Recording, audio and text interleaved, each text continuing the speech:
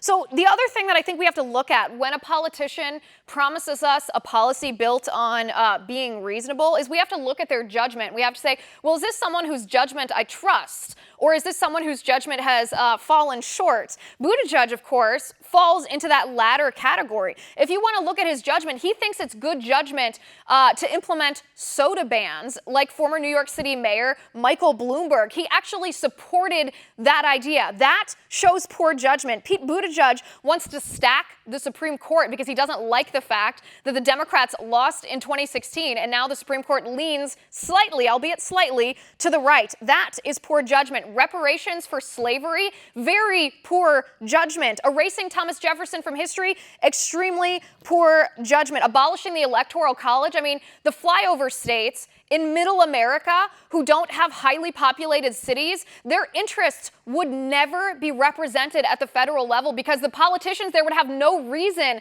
whatsoever to even listen to what those people have to say because their votes actually wouldn't matter.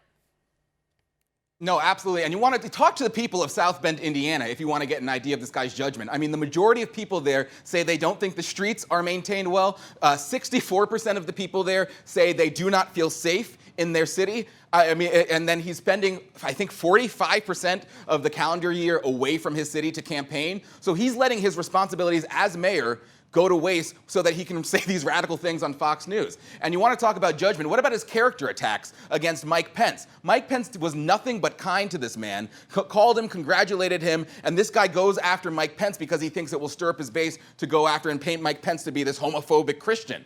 I mean, that is character assassination for a guy who's been nothing but nice to you. Want to talk about a guy who compares Christianity to radical Islam, says that Wahhabism, which is responsible for the vast majority of terrorism, says that that's comparable to some extreme form of Christianity.